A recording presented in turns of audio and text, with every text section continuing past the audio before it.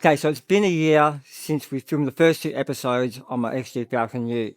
Now, it's not a major restoration, it's not a major transformation, but we've done a lot over the years. And in this episode, I just want to show you all those little things, and we'll put this final episode on the XG Ute to bed. So just a quick recap on those 2 videos. It was more about detailing the underneath of this car, because even though it was an immaculate car, it's a low kilometer car, just getting some of that farm dust and all that sort of stuff out. Those 2 videos just focus on, underneath cleaning, a bit of servicing, and you would have noticed we did a wheel change in that also.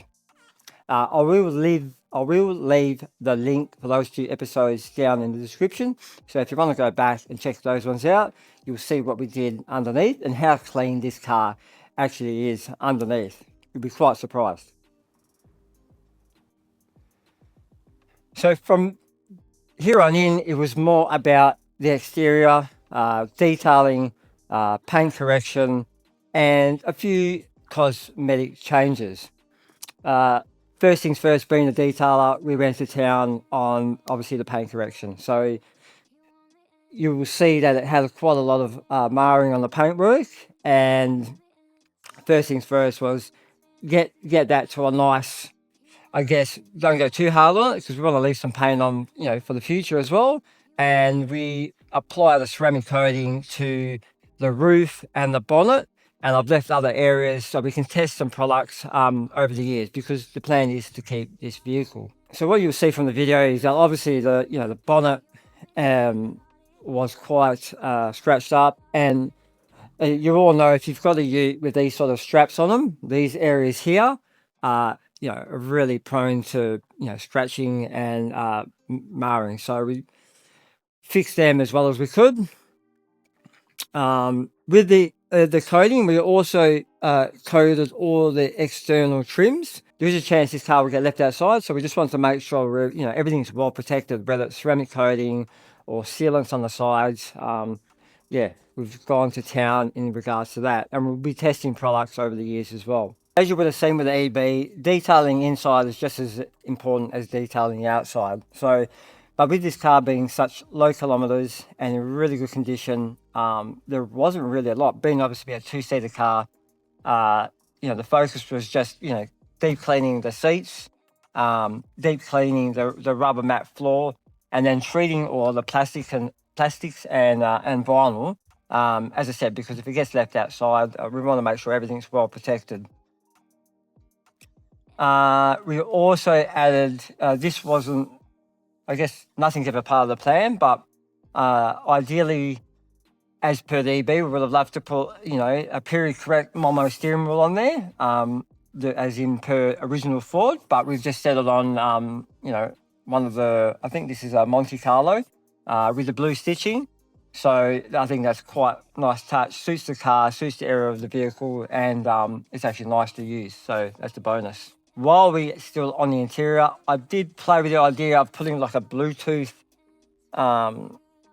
box in there with some speakers, but long story short, I couldn't get it to work, and we just settled on the transmitter and the cigarette lighter.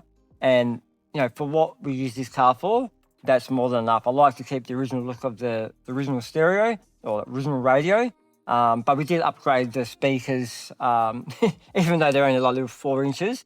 We did upgrade them to actually produce some better sound. And engine bay was already in pretty good nick, just a really good clean, treat all the rubbers, and yeah, nothing too fancy in there. Just get it all nice and clean. Did the servicing. There really is not much more we could achieve in that bay. It's pretty clean.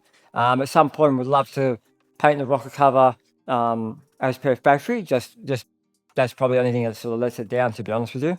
One of the things that wasn't planned for this vehicle was an exhaust. There's nothing. I love to put exhaust on pretty much everything. I think all our cars have them, but I wasn't going to put one on here until I needed to, and then I actually needed to. So the muffler had a hole in it, and it was embarrassing driving the vehicle as it was. So we just settled on a Manta catback system, 2.5 system, which I think sounds pretty good. It actually suits the vehicle, and a lot of 6-cylinders don't sound nice, but I think Ford's inline 6 with the right exhaust actually sounds pretty good.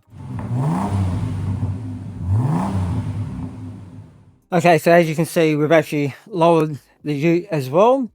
We put a set of king springs in the front, which I believe is probably the lowest we can go.